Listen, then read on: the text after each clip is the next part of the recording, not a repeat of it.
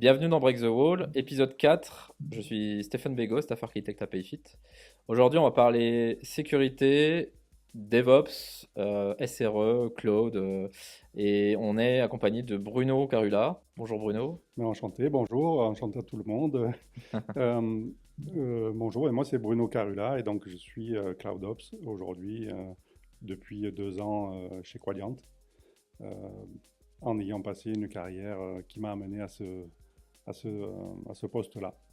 Yes. Et on va en parler, je Ouais, suppose. bah on commence tout de suite. Tu as commencé chez Canal+, comme ingénieur sécu. Tout à fait, en sortant de ma formation directement chez Canal+. T'as fait quoi comme formation? J'ai fait un DESS en informatique industrielle. Mais au préalable, j'avais fait aussi MIAGE. Donc, Hmm. c'est une formation plus axée gestion, programmation et gestion quoi, de l'entreprise, comptabilité, etc. Mais le DESS était plus ciblé vraiment sur l'informatique industrielle. D'accord. Il y avait une partie admin réseau, SRE, DevOps, Alors enfin non, à DevOps cette ça se époque-là, disait, ça se disait pas, mais voilà, parce que j'ai les cheveux blancs. Donc à cette époque-là, il n'y avait pas encore ouais. toute cette mouvance vers le cloud. C'est venu bien après. Et d'ailleurs, je m'y suis intéressé un peu sur le tard finalement. Euh, mais ça a été une bonne expérience et un bon début en fait, Canal+. Ouais. Bah vas-y, parle-nous-en, c'était comment tes débuts compliqués, j'imagine, en ingénieur sécu? C'était compliqué et c'était comment dire atypique puisqu'en fait au départ c'était une mission qui avait été demandée par SFR qui travaillait sur le piratage en téléphonie mobile. Et donc, leur problématique, c'était la possibilité de modifier le code IMEI, alors la plaque d'immatriculation, on va dire, d'un téléphone. Quand on vole un téléphone, le seul moyen pour l'identifier et le bloquer, c'est par ce code IMEI. Et effectivement, si on arrive à le pirater, à le modifier, ben on blanchit quelque part ce téléphone. Et ça, c'était un problème qu'il voulait absolument résoudre, on peut le comprendre. Et n'ayant pas de service spécialisé en interne, ils ont fait appel à Canal+. C'est quoi le rapport entre SFR et Canal+, C'est le groupe Vivendi, Ah oui, tout, d'accord. tout simplement. Comme Canal+ était reconnu pour avoir un service assez pointu anti-piratage, bien qu'il se faisait quand même pirater, mais ils avaient quand même une équipe qui était vraiment spécialisée là-dedans. Euh, Faisant partie du groupe Vivendi, ben, effectivement, ils se sont tournés naturellement vers Canal+. D'accord. Et est-ce que sur tes premières expériences à Canal+, justement, comment tu résous ce genre de situation de code IMEI d'un téléphone insécurisé Alors, nous, on n'avait pas pour tâche donc d'apporter des correctifs, on va dire. Nous, ce qu'on devait faire, c'était pouvoir rapporter des preuves au final à l'opérateur. Et donc, la partie technique, ça a été surtout d'analyser ce que faisaient les pirates. D'accord. Donc, au départ, c'était d'abord d'identifier les réseaux de pirates, pouvoir travailler avec eux, établir une confiance avec eux. On va dire que c'était un peu un travail de barbouze, mais Hmm. voilà, la partie technique, elle venait après. C'était une fois qu'on avait réussi à se procurer la solution technique qui permettait de modifier ce code IMEI, c'était de pouvoir faire du reverse Hmm. engineering en fait sur cet outil et essayer de comprendre comment ils sont arrivés à trouver une faille, quelle a été la faille utilisée pour modifier ce code IMEI. Ouais, j'imagine que ça doit être très ingénieux avec des petites Alors, suivant les utilisations de marques et failles. les modèles, effectivement, c'était plus ou moins sécurisé à l'époque, hein, puisque c'était quand même en 2001. Donc, ça fait quand même quelques années.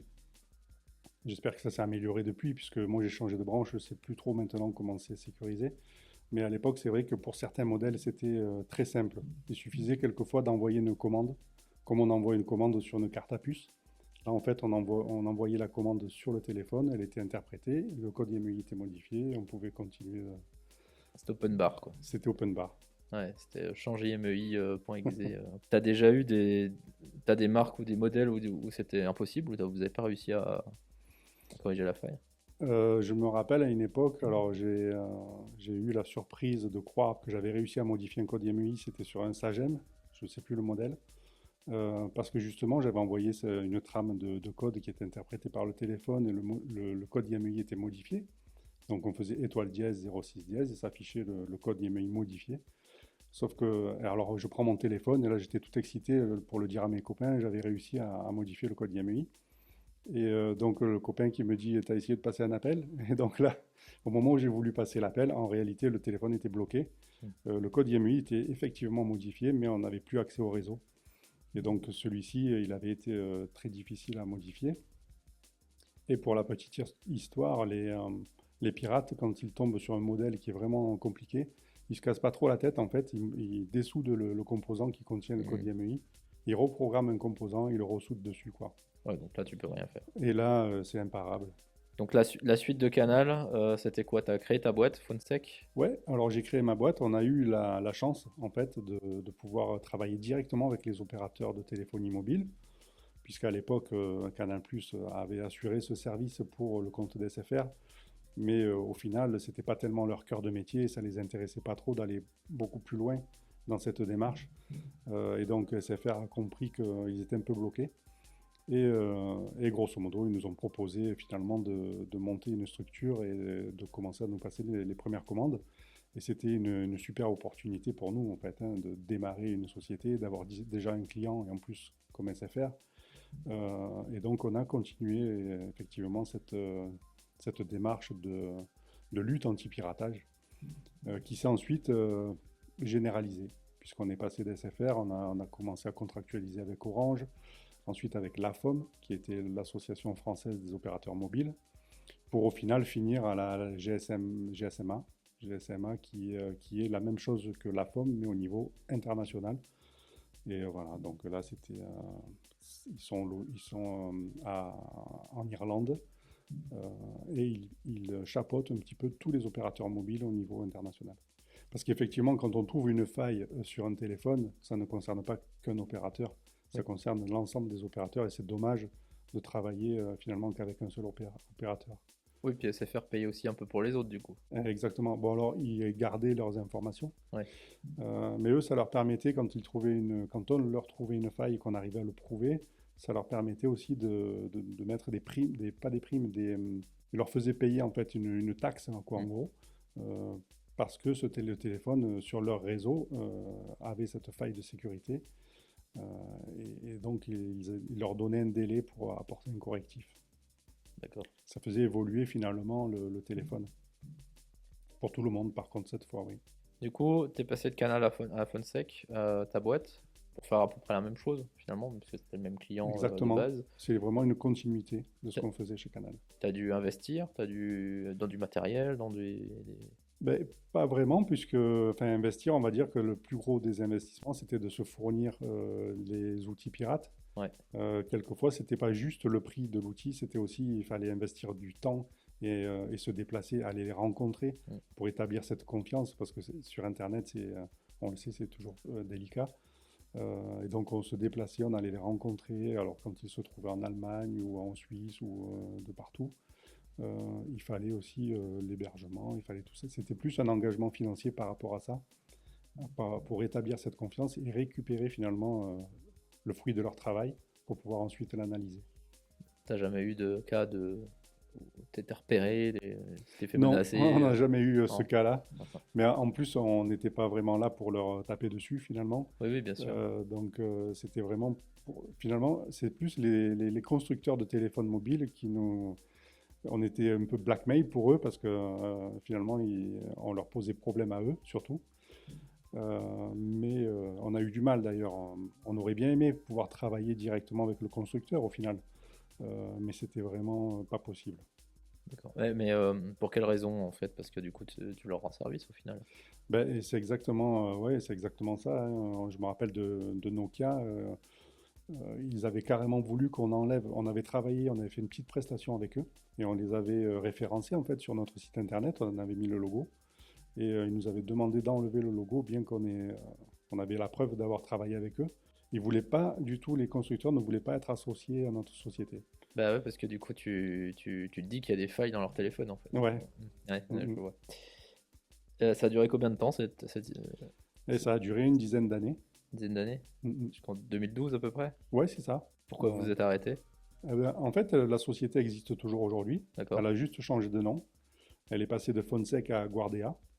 Mm. Mon associé, donc Elie de Travieso, avec qui on avait monté cette société, a continué l'activité sur d'autres domaines de sécurité. Et moi, j'avoue que j'avais envie d'autre chose. Ça faisait trop de temps que j'étais sur la même activité. Et d'autant que je m'éloignais de la technique en réalité. Mm. Et ça me plaisait moins. Je préférais vraiment revenir sur la technique. Et du coup, j'ai préféré revenir en tant qu'employé et vraiment me remettre les mains dans le cambouis, quoi. T'as aucune anecdote croustillante durant ces 10 ans je sais pas, de gros murs, de grosses difficultés à franchir Pas vraiment en fait, hein. Tout s'est plutôt bien déroulé. Les seules difficultés qu'on avait au final, c'était d'arriver à se procurer ou non un outil, d'arriver à montrer patte blanche aussi avec les constructeurs, ce qui T'as n'était pas, pas évident. t'as pas un exemple où, pour montrer patte blanche et pour réussir à avoir ton objectif, vous étiez obligé de faire des trucs un peu chiants, un peu longs, un peu. Enfin, Ouais, on n'était pas forcément bien dans les clous, on va dire, puisque bon, quand on se fournit un matériel pirate, ça peut jamais être un réglo, quoi. ouais, On est sous la obligé de table. payer en espèces, Ouais. on est obligé de passer par des moyens un peu borderline. Mais on va dire que cette expérience dans la sécurité, parce que finalement on s'est rendu compte que la sécurité c'était un peu un monde fermé, et donc on a pu être en contact avec Gemalto par exemple, et voir leurs locaux. Ils nous ont fait une démonstration par exemple pour casser des codes d'une carte Canal. Et c'est vrai que ce monde-là est particulier. Et je pense que, enfin, je comprends Elie de Travieso qui a voulu continuer dans ce domaine-là parce il y a quelque chose de secret, il y a ce petit côté agent secret en fait, Hmm. Ouais. qui est plaisant. Mais bon, moi, tout cet aspect-là, c'est vrai que euh, j'étais pas forcément attiré en fait. Et donc j'ai préféré vraiment revenir sur la technique. Du coup, Guardea, ça continue aussi toujours dans le mobile. Ils travaillent sur Apple, Non, Samsung, etc. Ou... non, ça a bifurqué, on va dire, sur l'informatique de manière générale. Ils sont plutôt sur la cybersécurité. Ok, ok. Donc, comme Fodsec s'est arrêté, t'es parti dans la direction informatique. Oui, tout à fait.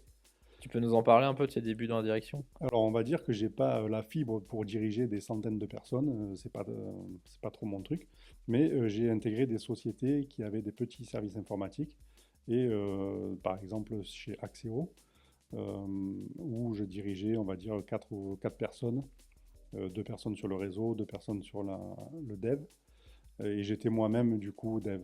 Donc je dirigeais le service, je rendais compte, on va dire, à la direction, et en même temps, j'avais ma part aussi de responsabilité en tant que développeur. D'accord. Et ensuite, après Axéo, j'ai fait un petit peu la même chose aussi chez Sonergia, puisque chez Sonergia, quand je les ai connus, ils démarraient depuis peu. Ils étaient une douzaine de personnes, il me semble, et ils sous-traitaient en fait la réalisation d'un logiciel interne pour gérer leur dossier prime. Et ils avaient besoin, à un moment, ben, arrivé à 12 15 personnes, ils avaient besoin d'avoir quelqu'un qui soit responsable du service informatique. C'est comme ça que je suis rentré chez Sonergia, et qui ensuite a plutôt grossi, puisque quand j'en suis parti, ils étaient 200 ou 250. Donc ça, j'ai connu une belle évolution aussi dans cette société. D'accord. Du coup, quels étaient tes rôles principaux Alors au départ, ça a été ben, de manager, de diriger le service informatique et surtout ce logiciel qui était développé en interne. Mais ensuite, bon, ben, le service s'est étoffé, il y a eu plusieurs développeurs, etc. Et à partir du moment où ça a un petit peu grossi, je ne me sentais pas vraiment à ma place. Et il se trouve à ce moment-là, les dirigeants avaient entendu parler du cloud, etc. Et ils voulaient peut-être essayer de se lancer là-dedans. Et moi, ça m'intéressait beaucoup, puisque je ne connaissais pas. Et en me renseignant, je me suis rendu compte que finalement, ça serait plutôt intéressant pour moi, parce que ça regroupait pas mal de choses au niveau de l'informatique. Et du coup, ben, je me suis dirigé tout simplement dans cette branche. Et j'ai proposé ben, de migrer toute notre infrastructure vers AWS. Alors, je ne me suis pas trop embêté, puisqu'en fait, j'ai pris le leader dans le cloud. j'ai choisi AWS puisqu'à l'époque c'était le leader et je pense que ça l'est toujours aujourd'hui. Oui, Voilà, pour pas trop me tromper, quoi. d'accord. Mais il y avait des vrais besoins d'aller sur le cloud. Il y avait des besoins de réduction de coûts, des besoins de simplification Oui, du tout à fait. déploiement. Mais en termes de maintenance, en fait, quand je suis arrivé chez Sonergia, on travaillait encore avec un FTP. On faisait glisser nos mises à jour comme ça par Ah oui, FTP sur un serveur. Et donc, c'est vrai que j'avais déjà commencé à faire évoluer ça en passant par un Git, etc. J'avais commencé à essayer de moderniser, on va dire entre guillemets, tout ça, mais le besoin était quand même aussi d'aller sur autre chose et de ne plus avoir à gérer de machines. Parce qu'au final, c'est ça aussi, c'était les problématiques qu'on avait avec notre fournisseur, euh, le data center, etc., et les machines qu'on devait héberger. La société était en pleine croissance, donc on ne savait pas trop quelle puissance il fallait mettre dans la machine. C'était toujours un problème complexe. ah, vous n'avez même pas de virtualisation, c'était vraiment Non, c'était la machine vraiment physique. ouais, des machines physiques Ah oui, vous êtes passé d'une machine physique au cloud, plaf. directes. Ok, Ouais, d'accord. et du coup, ça nous a apporté toute cette flexibilité Hmm. de pouvoir commencer sur des machines petites et puis les ajuster au fur et à mesure. Et est-ce que tu as eu des obstacles majeurs dans cette transformation? Alors, l'obstacle majeur qu'on a eu, effectivement, c'était au moment où on a basculé de notre ancienne infrastructure vers le cloud. On a eu un problème de gros ralentissement de notre principale application qui sert en fait à tout le personnel de Sonergia. Donc, on avait calculé de faire cette migration un vendredi soir au cas où. Et heureusement, parce qu'en fait, il a fallu rester tout le week-end au final pour pouvoir trouver une solution pour que le lundi matin, on puisse redémarrer et que les gens puissent commencer à travailler en arrivant.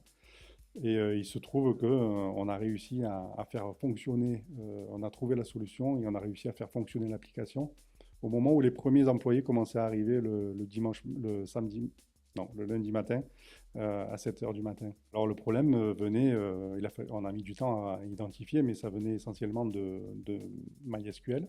On était sur un MySQL 5. Alors, je ne pourrais pas expliquer pour quelle raison, mais toujours est-il qu'on a fait un test sur MySQL 8. Et là, on a éliminé tous les problèmes qu'on avait de ralentissement et de goulot d'étranglement.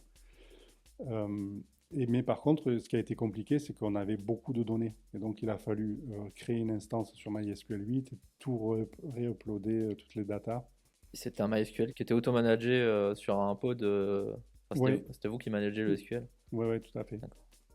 Alors, c'est vrai que quand j'ai fait la migration vers AWS, j'ai tenu à ce que ce soit qu'on utilise exactement les mêmes versions de PHP, de Hmm. MySQL, de tout ça, pour avoir le moins de problèmes possible. Et il se trouve qu'au final, on a eu ce problème lié à cette version 5 de MySQL. Ok. Donc c'était du cloud, pas serverless. Vous étiez vraiment sur. Non, c'était pas serverless au Ouais, départ. ouais, ouais, ouais. Ok. Après, on est venu un peu sur du serverless, mais au départ, c'était de l'instance EC2 classique. Ouais. T'as déjà eu des factures surprises en allant sur le cloud? Je pense que chaque fois que je parle de cloud avec quelqu'un, il y a cette crainte. Ah ben, c'est la crainte principale. Et en plus, je débutais finalement dans ce domaine. Et j'avais toujours entendu dire, attention, tu vas avoir des factures monstrueuses si tu fais pas attention à ceci ou cela. Et alors, c'est vrai que bon, chez AWS, on a un système d'alerting Mm. qui permet ben, de pouvoir cloisonner, de pouvoir dire, j'ai tel et tel budget. Si ça dépasse, je veux absolument être averti. Donc, c'est vrai qu'on a pu éviter. Mais c'est vrai que ça fait peur. C'est quelque chose qui fait peur parce qu'une boucle qui tourne comme ça sur un serveur et qui ne nous coûte rien quand il est à nous, c'est complètement différent là quand on est chez AWS qui va nous facturer le trafic et l'utilisation des ressources.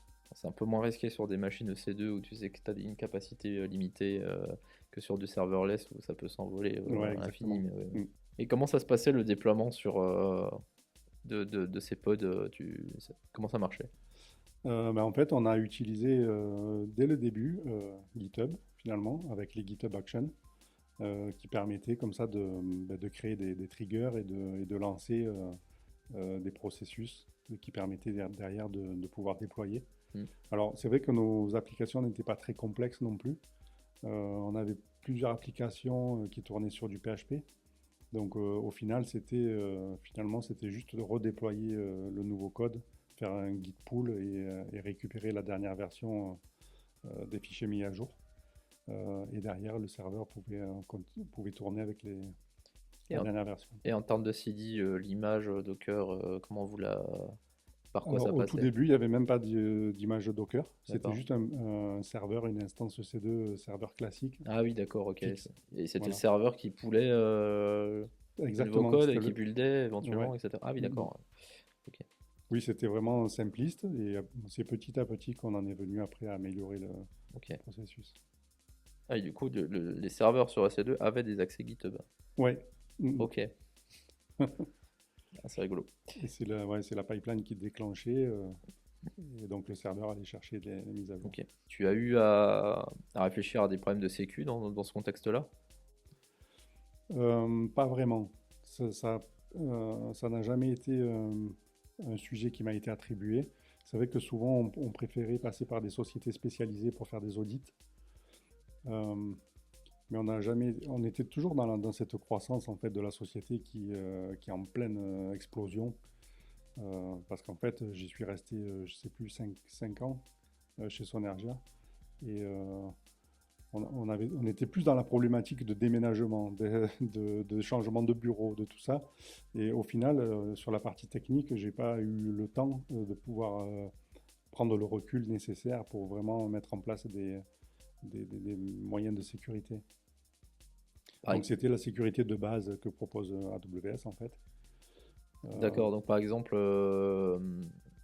si on devait un peu détailler cet infra cloud que vous avez construit chez Sonergia, c'était donc tu avais t'avais des instances EC2 qui faisaient tourner ton code. mm. Comment tu y accédais à ces instances EC2? Il y avait un CloudFront, il y avait quelque chose devant, il y avait Bon, on pouvait y accéder par SSM en fait, mais en réalité, on n'avait pas tellement besoin d'accéder au code en direct, parce qu'on faisait tourner cette même application en local. On résolvait les problèmes, on va dire, en local, et ensuite, quand on poussait ce code, ouais, on mais le déployait. je veux dire le run, c'était quoi ces serveurs? C'était des API? C'était C'était un serveur qui faisait tourner une application web en PHP, quoi, avec une base de données derrière RDS. d'accord, mais du coup pour accéder à ce serveur depuis Ah, Internet. depuis l'extérieur, Ouais, ok. Eh ben, c'était ouvert. Alors, on n'avait pas besoin de CloudFront, puisque on était vraiment sur la région, on était vraiment que sur la France, et en plus, région, on va dire.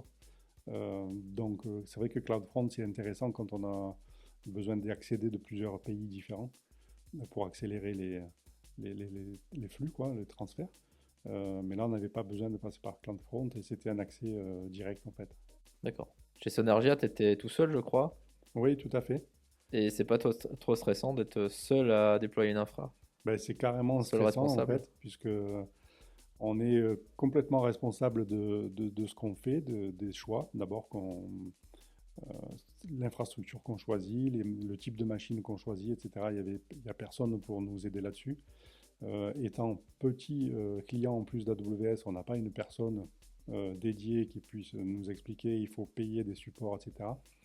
Donc c'est vrai qu'on se sent un petit peu seul quand on est dans une petite structure. Et quand il y a un problème, forcément, bah, il faut qu'on soit là et il n'y a personne d'autre qui peut prendre la suite. Donc c'est vrai qu'il y a cette petite part un petit peu stressante, mais en contrepartie, quand ça fonctionne, ben, on peut se féliciter puisqu'on est seul à pouvoir avoir mis la main dedans. Et donc il y a ce côté un petit peu gratifiant aussi d'arriver à faire quelque chose de fonctionnel et qui serve à tout le monde. Et t'as déjà eu des problèmes de prod?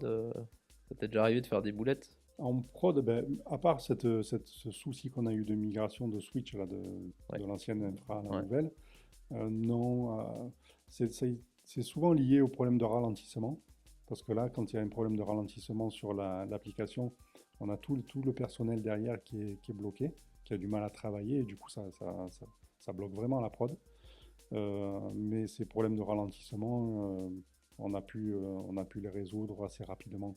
Après, tu es allé chez Quadiant, Ouais, donc une équipe plus grosse, ouais. contexte différent du coup. Un contexte différent, tout à fait, avec une équipe d'une dizaine de personnes, spécialisées, on va dire, dans le cloud.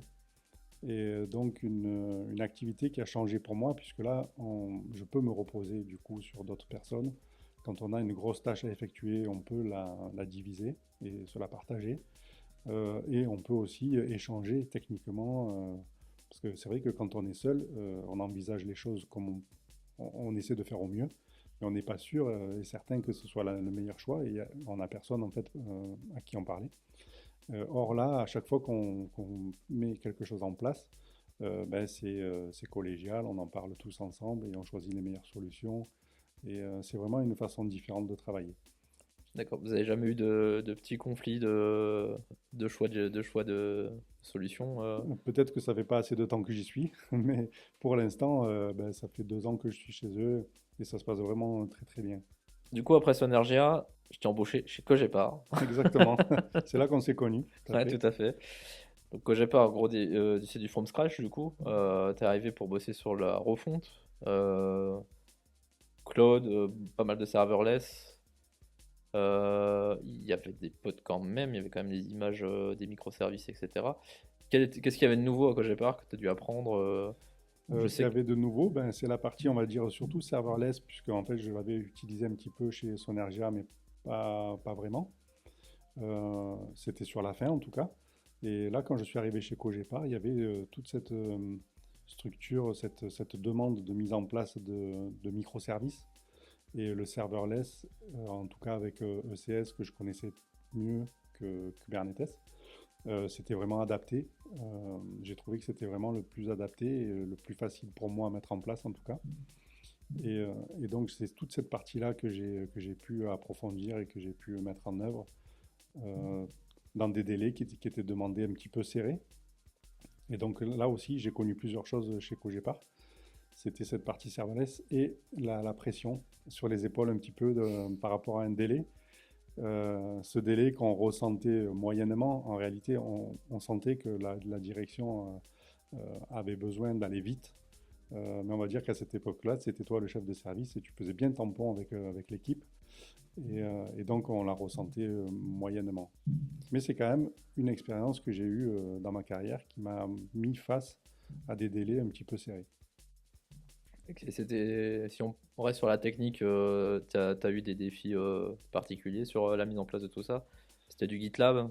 C'était du GitLab. Ensuite, on avait un besoin de monitoring aussi, d'avoir Oui. un peu tout sur un grand écran euh, pour pouvoir ben, trouver les goulots d'étranglement ou les pertes de performance ou ce genre de choses. Il fallait qu'on soit au courant rapidement. Il y avait de l'Event Driven, du RabbitMQ, c'était Tout à des fait. briques nouvelles. Oui, tout ça, je ne connaissais pas avant. Ouais. Après, on reste sur du classique EC2, etc. hein. Il n'y avait pas de Fargate, il me semble pas, hein, sur... Si, c'était du Fargate. C'était du Fargate. Ouais, Ah, c'était du pardon, Fargate sur j'ai ECS. j'ai oublié. Ah, tu vois. C'était, ouais, ouais. ECS en plus, ah oui, donc C'était tous pas des de, microservices. ouais, pas de cube. Ils Ouais. étaient déployés sur du ECS en serverless. T'as eu des murs chez Cogepar en particulier? Il y a des choses Un qui t'ont marqué? apprentissage, on va dire, mais pas vraiment un mur. À chaque fois, ben, là aussi, on avait une équipe à l'époque qui était quand même très réactive et plutôt pointue, je trouve. Et donc, quand on était face à des petits problèmes, c'était pas des murs, vraiment, c'était des petites Hmm. difficultés. On arrivait à les contourner, à trouver les solutions ensemble. C'est ce qui me plaît aussi dans ce travail de CloudOps, c'est qu'on est vraiment en lien avec les développeurs. Les développeurs ont besoin du CloudOps et inversement. Et je trouve bien cette façon de travailler. Ouais, et c'est vrai que chez Cogepar, là, c'était très soudé, les équipes. Ouais, Tout le monde travaillait bien ensemble, c'était très agréable. Aujourd'hui, tu es chez Quadiant ouais, depuis 2 ans? ça fait 2 ans. 2 ans, Ouais, c'est on ça? a passé les 2 ans là, tout à fait. Ouais. Donc, raconte-nous un peu équipe plus grande. Équipe plus grande, on va dire un endroit, ben, je suis à Cavaillon, donc je pensais arriver dans une société, je ne sais pas pourquoi j'avais cette idée en tête, mais une société qui serait un petit peu en retard, parce que c'était dans une petite ville, etc. Mais en fait, pas du tout, hein. C'est une équipe vraiment très performante et très pointue aussi, essentiellement axée sur l'Ops. Donc là, vraiment, ce sont des personnes qui sont très pointues au niveau réseau et Ops. Et donc là, j'ai appris beaucoup de choses. Un réseau très dense, un ré- un- une installation qui est étendue sur toute la surface de la Terre, en fait, on part des États-Unis jusqu'au Japon. Et on a des serveurs de partout dans le monde, en fait. Et La particularité, c'est qu'il faut que ça marche 24/24, là, il y a pas le choix. D'autant que le but, c'est de gérer des consignes, des lockers, ce qu'on appelle des lockers. Et donc ces lockers doivent être disponibles nuit et jour, quel que soit le pays et l'endroit et l'heure, pour pouvoir déposer ou récupérer un colis. Et donc avoir des interfaces qui gèrent les langues. Donc c'est quelque chose de très complexe avec une infrastructure qui doit être sécurisée, cloisonnée. Les clients ne peuvent pas avoir accès, on ne peut pas avoir accès d'un tenant à un autre. Donc tout est cloisonné au niveau des réseaux et ça implique une complexité assez forte. Vous avez fait ça avec des accounts AWS différents ou alors c'est au sein du même account et Ce vous avez sont à chaque fois cloisonné au sein des du même. accounts différents. Ouais, Oui, donc c'est plus simple à cloisonner comme ça. Ouais. tout à fait. Et du coup, vous avez une tripotée d'accounts alors. Et on a une quinzaine d'accounts, on va dire. Ouais, Et après, on a aussi les régions, on cloisonne aussi par région d'accord. dans chaque account. Ok. T'avais déjà fait de l'isolation comme ça avant ou Non, c'est là, ta c'est première? vraiment la première société dans laquelle je suis et pour laquelle l'infrastructure est vraiment aussi dense et aussi large. Et du coup, on va dire que les personnes sont un petit peu spécialisées en fait dans chaque branche. Il y en a un qui va être vraiment spécialisé sur le réseau et on a des applications du coup Terraform qui sont spécifiques pour la mise en place des passerelles ou des interfaces réseau. Et après, on va avoir des personnes qui sont plus spécialisées sur le Ansible, puisque en fait, une fois qu'on a installé nos machines, on fait tourner des scripts Ansible pour aller les paramétrer et tout ça. Et c'est vrai que du coup, ben, naturellement, on se spécialise finalement. Et on fait appel les uns aux autres en cas de besoin. C'est intéressant que tu parles d'Ansible. Justement, j'allais te poser la question comment tu gères le déploiement des différents tenets parce que du coup, c'est une exécution de, je sais pas, de Terraform par exemple par tenets, j'imagine. Donc, est-ce que vous avez une infrastructure as code Ben, ou une génération d'IAC d'une manière ou d'une autre par pays ou par tenets, etc. on a une application qu'on a appelée Create Project Ouais, et qui a été créée bien avant que je sois moi chez Quadient. Et c'est une application, on va dire, Ansible, qui est assez oui. générale et qui est paramétrée pour chaque tenant et chaque environnement. Du coup, c'est juste les variables qui changent, c'est ça, par environnement, par tenant. Oui, tout à fait. Ça existe Donc, des variables spécifiques au tenant. exactement, on va paramétrer des variables pour si on veut un réseau, si on veut un lien avec Prometheus ou pas, si on veut telle ou telle option, et aussi les secrets. On va générer des secrets. D'accord, oui. Oui. Et donc là, on passe le script et ça va aiguiller et adapter le code pour faire les différentes installations. Pourquoi Prometheus ou pas? Ben, Pourquoi pas? parce que par exemple, dans des environnements de test ou des Ah oui, environnements rapides où on n'a pas besoin d'avoir des ok. monitoring Prometheus, on peut le désactiver. Vous n'avez pas migré chez Datadog encore, tout le monde le fait en ce Moi, j'aurais moment. bien aimé, parce que j'ai travaillé aussi avec Datadog. Ben, chez PriceMove, je suis passé très rapidement chez PriceMove, mais on utilisait Datadog et je trouvais que c'était vraiment intéressant. Par contre, ça a un coût.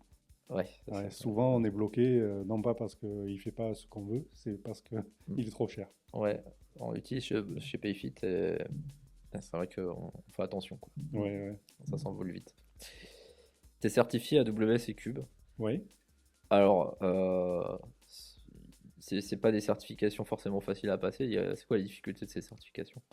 La difficulté, ben, on va dire que chez AWS, j'aurais bien aimé aller plus loin parce qu'au final, j'ai passé juste le premier palier de certification. Mais j'aurais bien aimé aller plus loin, mais bon, je me rends compte qu'il faut y consacrer beaucoup de temps. Donc on va dire que c'est surtout le temps qui me manquerait pour pouvoir préparer cette certification et pour pouvoir les passer. Sur Cube, c'était un peu différent parce qu'on attaquait déjà un bon petit niveau. Euh, et les difficultés, ben, c'est de connaître quand même, d'être expert un petit peu, entre guillemets, sur la technologie, parce que les questions le sont quand même assez vastes, elles sont assez complexes.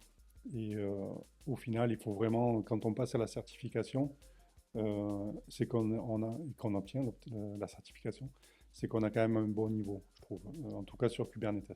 pour ce que j'ai passé sur AWS, il faudrait que j'aille un peu plus loin pour pouvoir Tu as du en parler. premier coup, la Oui, certification oui. Cube.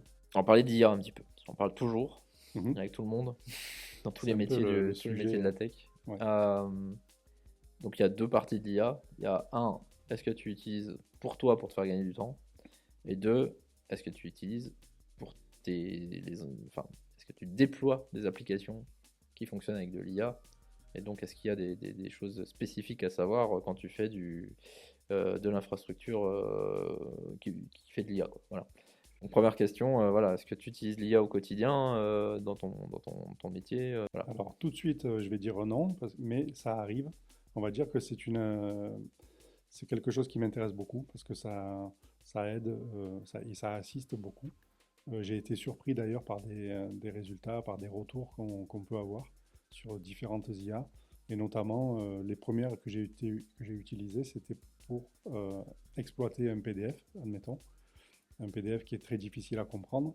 On le donne à l'IA et puis ensuite on pose des questions naturelles et puis ça va nous répondre parce que lui, il aura ingurgité, il aura compris des choses il aurait fallu plus de temps pour moi pour comprendre tout ça et donc ça, je trouve que ça aide beaucoup sur l'exploitation des documents.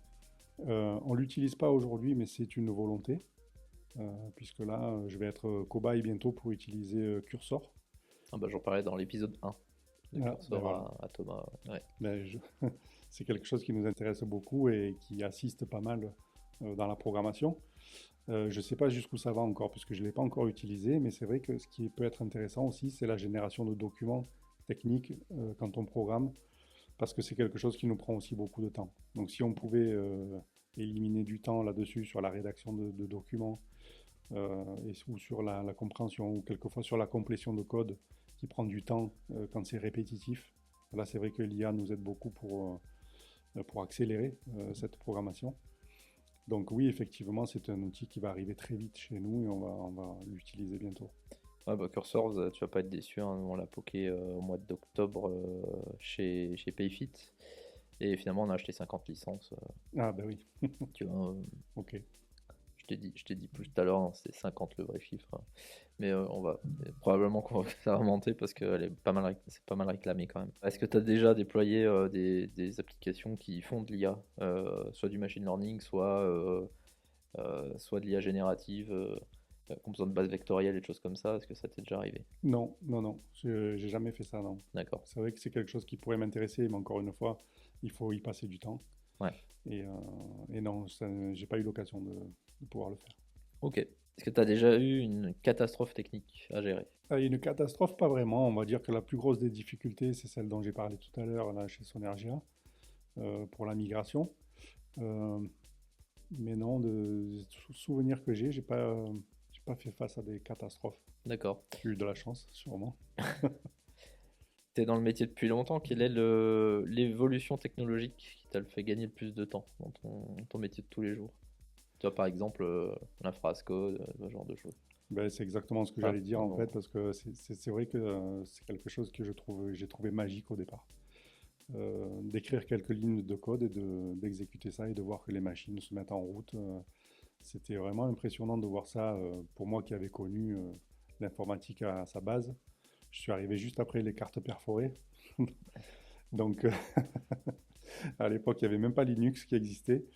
Euh, et donc c'est vrai que pour moi, c'était quand même assez impressionnant de voir s'exécuter un code Terraform et d'avoir une infra derrière qui tourne.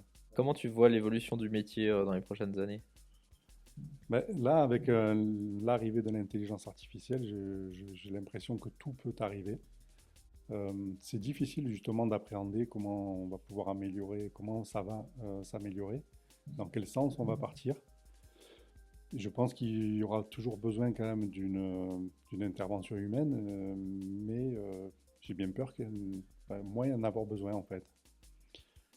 Moi, je vois bien le prompt accessible à tout le monde.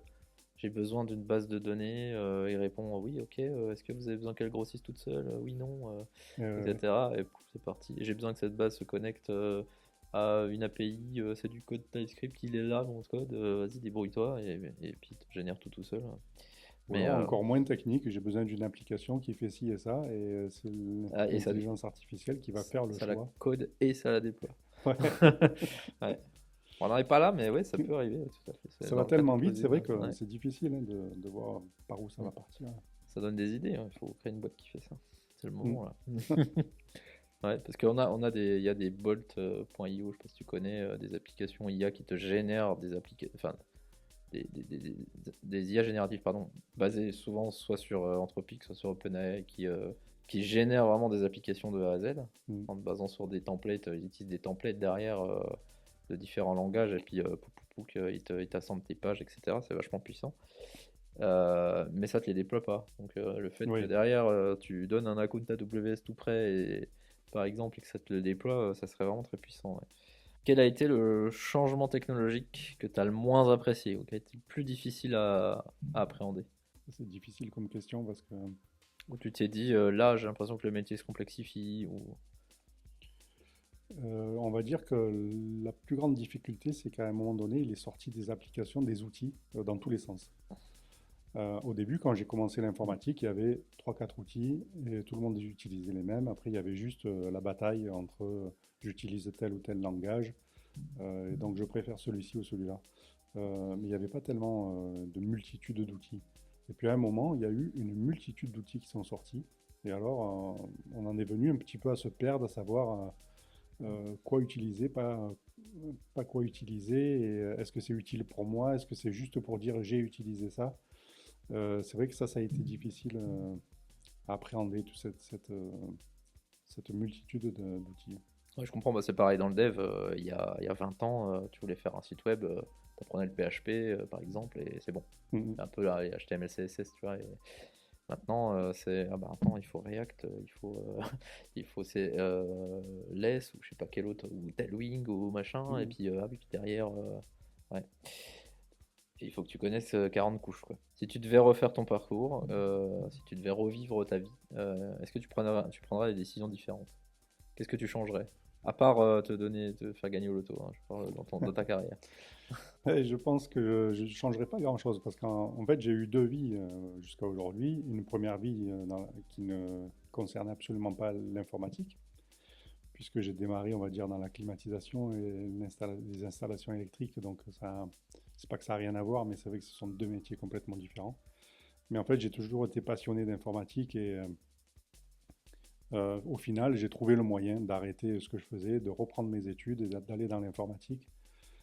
Je ne sais pas si j'aurais envie de faire différemment parce que ça m'a appris pas mal de choses aussi, ma première partie, notamment d'utiliser aussi ses mains, pas que pour taper sur des touches. Et je pense que ça aussi, c'est important. Quel conseil tu donnerais à quelqu'un qui débute aujourd'hui dans ce métier de l'infra? Eh ben, je lui conseillerais d'être curieux, d'avoir envie de penser à l'informatique de manière assez large. Je trouve que celui qui veut aller dans le cloud aujourd'hui, en tout cas faire le métier que je fais aujourd'hui, il ne doit pas se contenter de dire, par exemple, je suis un développeur. Et non seulement je suis un développeur, mais en plus je ne touche que le front. Et non seulement je ne touche que le front, mais en plus j'utilise que React. À un moment, il faut savoir regarder l'informatique de façon générale. Et je pense que le métier de DevOps ou de CloudOps, on doit avoir ça à l'esprit et de voir le métier de manière assez large.